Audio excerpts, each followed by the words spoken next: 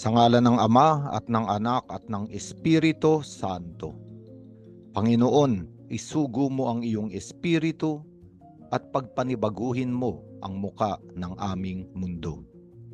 Ang mabuting balita sa araw na ito ay mula kay San Marcos, Kapitulo 2, versikulo 23 hanggang 28. Sa ating ebanghelyo ngayon, makikita natin na isang araw ng pamamahinga, naparaan si Jesus at ang kanyang mga alagad sa triguhan. Habang sila'y naglalakad, ang mga alagad ay pumitas ng mga uhay. Kaya't sinabi ng mga Pariseyo kay Jesus, "Tignan mo ang ginagawa ng iyong mga alagad. Mahigpit iyang ipinagbabawal ng kautusan sa araw ng pamamahinga." Kaya't sinagot sila ni Jesus, "Hindi ninyo nauunawaan ang araw ng pamamahinga. Maaaring hindi ninyo nabasa ang ginawa ni David noong panahong si Abiatar ang pinakapunong pari. Nang si David at ang kanyang mga kasamay nagutom at walang makain, pumasok siya sa bahay ng Diyos at kumain ng tinapay na handog sa Diyos. Binigyan pa niya ang kanyang mga kasamahan.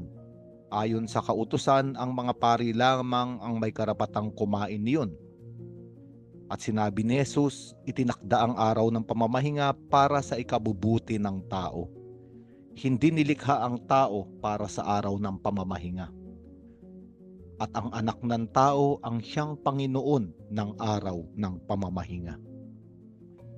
At makikita natin sa ebanghelyong ito ang usapan patungkol sa araw ng pamamahinga o Sabat. Ito ang ikapitong araw kung saan nagpahinga ang Diyos matapos niyang likhain ang lahat. At mababasa natin sa aklat ng Henesis na bago magpahinga ang Diyos, nakita niyang lahat ay mabuti. Nakita niyang lahat ng nilikha niya ay mabuti. Ang ibig sabihin, isang susi para sa araw ng kapahingahan o Sabat ay makita na ang lahat ay mabuti. Ngunit sa ebanghelyo natin ngayon, ang tanging hinihintay ng mga Pariseyo ay kung anong masamang gagawin ni Jesus at ng kanyang mga alagad. Ang ibig sabihin, ang hinihintay nila ay makakita ng kamalian. At kapag ang isang tao ay nais lamang makakita ng kamalian sa iba, ang ibig sabihin ay hindi niya nakikitang mabuti ang iba. At iba ang tingin ng Diyos sa kanyang mga nilikha. Iba ang tingin ng Diyos sa bawat isa sa atin. Ang tingin ng Diyos sa bawat isa sa atin ay mabuti. Ngunit ang dyablo, ang kaaway ng Diyos, ang palagi niyang hinihintay ay ang kamalian ng tao, kasalanan at kahinaan. At ayun ang kanyang bibigyang diin. Tayo ay kanyang aakusahan. At paulit-ulit niyang sasabihin sa atin na paano tayo mamahalin ng Diyos kung ganun ang ating kalikasan. At malalim ang ebanghelyong ito. Malalim ang mensaheng ibinibigay sa atin. Isang Diyos na nais tayong dalin sa kapahingahan sapagkat nakikita niya ang mabuti sa atin, at mga Pariseyo na larawan ng masama ng kaaway ng Diyos, ang dyablo, na ang tanging hangad ay ipakita sa atin ang mga masasama. Bigyang diin ang ating kahinaan at kasalanan, tayo ay akusahan at tayo ay kondenahin. At totoo na ang isang tao na walang makitang pag-ibig o walang karanasan ng pag-ibig sa harap ng kanyang kamalian at kahinaan, sa harap ng kanyang mga pagbagsak sa kasalanan, ang taong ito ay hindi totoong makakapagpahinga. Ngunit ang tao na sa kabila ng kanyang pinagdaanang kamalian at kasalanan, sa pagbagsak niya sa maraming kahinaan, ay nakaranas ng pagpapatawad at pag-ibig, ang taong ito ang totoong may kapahingahan. Kaya nga sa ebanghelyong ito, inaanyayahan tayo ng Diyos sa araw ng kapahingahan. Sabat. Kaya nga pag binasa natin sa ibang bahagi ng Ebanghelyo, sa Ebanghelyo ni San Mateo, sinabi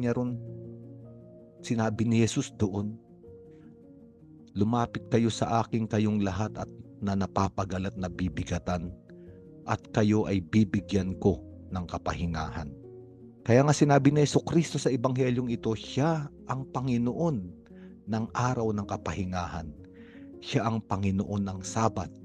At ang totoong kapahingahan para sa ating lahat sa araw na ito ay magpahinga sa pag-ibig ng ating Panginoon.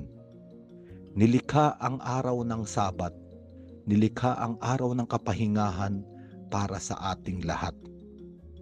At ang araw ng kapahingahan ay ang pagdating ng ating Panginoon sa ating buhay. Noong siya ay nagdusa, namatay sa krus, inilibing, at muling nabuhay dahil sa pag-ibig niya sa atin. Ayun ang araw ng kapahingahan. At inaanyayahan tayo ngayon, huwag tignan ang ating mga sarili, ang mga nagdaang kamalian. Huwag nating hayaang akusahan tayo ng kaaway ng Diyos, sapagkat para sa Panginoong Hesus, maaari tayong magpahinga ngayon. Hindi niya tinitignan ang madilim nating nakaraan. Ang tinitignan ng Panginoon ay ang ngayon, kung ano ang maaari niyang ibigay sa atin ngayon. At alam naman natin na ang Panginoon kapag nagbigay, ibinibigay niya ang lahat-lahat. Sapagkat sa likod ng pagbibigay ng Panginoon sa bawat isa sa atin ay ang kanyang dakilang pag-ibig. Kaya nga ngayong araw na ito, lahat tayo ay magpahinga sa bisig ng Panginoong Hesukristong umiibig sa atin. Sa ngalan ng Ama at ng Anak at ng Espiritu Santo.